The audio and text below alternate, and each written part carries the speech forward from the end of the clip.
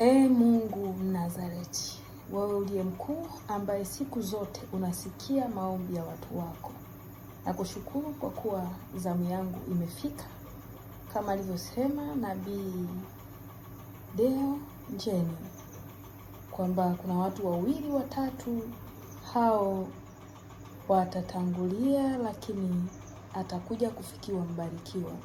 Nashukuru kwa sababu kati ya hao 2 watatu mimi ni miongoni mwao.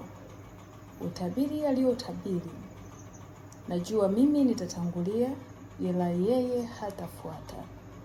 Mungu uliye mkuu, mimi nakutazama wewe, na ubaya nitaendelea kuuona kama ubaya na kutokuuishi ubaya.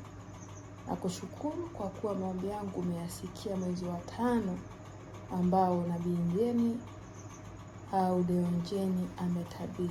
Unaweza ukajiuliza kwamba je, pana ujumbe wowote umetumwa kwangu, kwa mke wangu ama kwa kanisa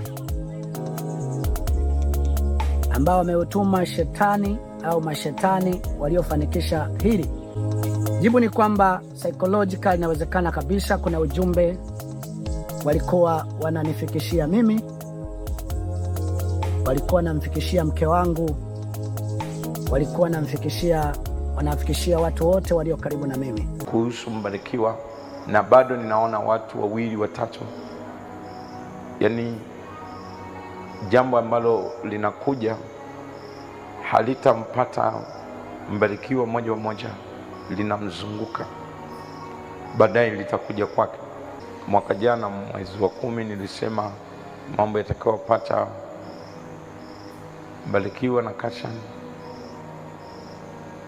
na nikasema yatakuwa mabaya, hayatakuwa mazuri, yatakuja kama ambavyo taarifa zimetoka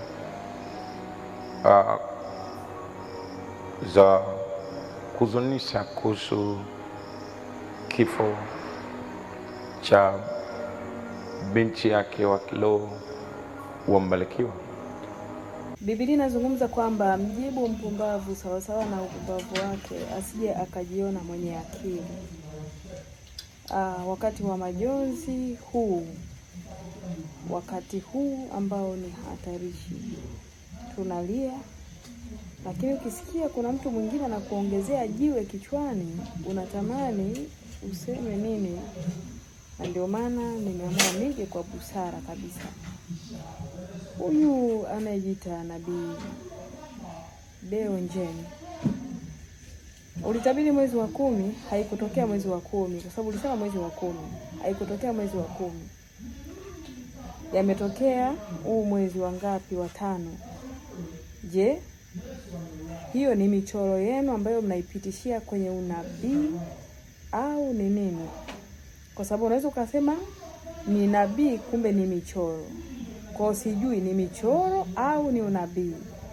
Mbarikiwa kaongea juzi kwamba hapo mnanitumia taarifa, na wewe umethibitisha kabisa kwamba yote hiyo ni mizunguko, lakini jambo la mwisho linaenda kumkuta Mbarikiwa. Niambie, wewe una mambo gani ya kumpita Mbarikiwa mpaka muone Mbarikiwa ni mbaya? Ya kumpita Pascal Cassian mpaka muone Pascal Cassian ni mbaya? Lakini pia Kashan atakuwa na wakati mgumu sana, na watu wake wamekuwa kizi yake, lakini unaona Shimoni akiwa salama siku zinazokuja, kwa sababu namuona Shimoni, lakini niliyasema haya walithi yake. Bwana Yesu asifiwe sana, mtu wa Mungu.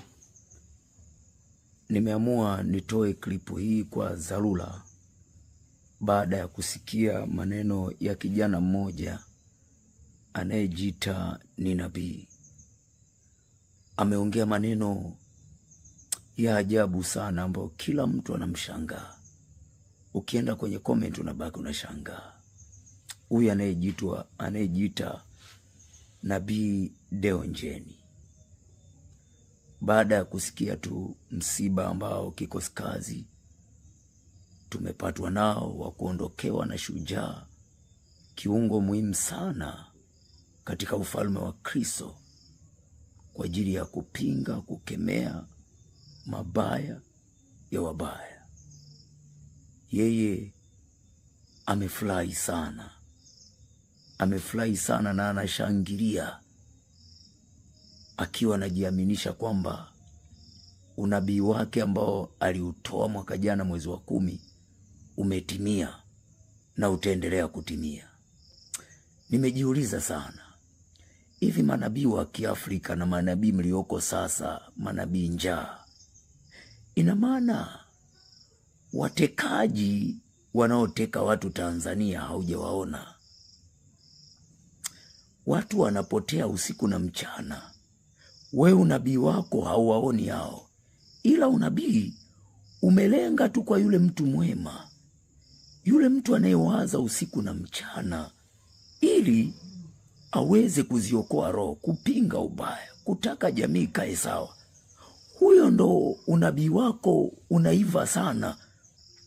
Ubaya una mwisho, na mwisho wa ubaya ni aibu.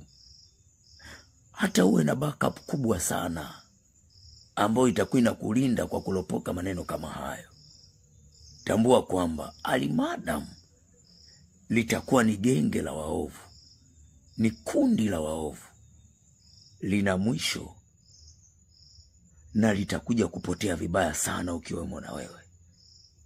Yaani wewe kijana umeshindwa kuona maovu kwingine kote, ila unayaona maovu tu kwa watu wao wenye haki ambao wanapinga jamii inayotenda mabaya, wanapinga uovu duniani.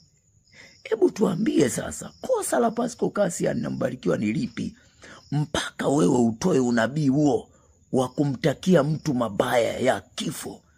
Anakufa mtu ambaye hajawahi mwaga damu ya watu, anapinga ubaya. Unabii wako unataka hao watu wapotee. Unawaacha wauaji na watekaji ambao wanapoteza watu. Watanzania tunalia usiku na mchana. Hao hauwaoni, ila Mbarikiwa na Pasco Cassian tu. Alafu Pasco Cassian yeye unamuona kwenye kaburi. Hivi huyu ni nabii wa Biblia au nabii wa shetani?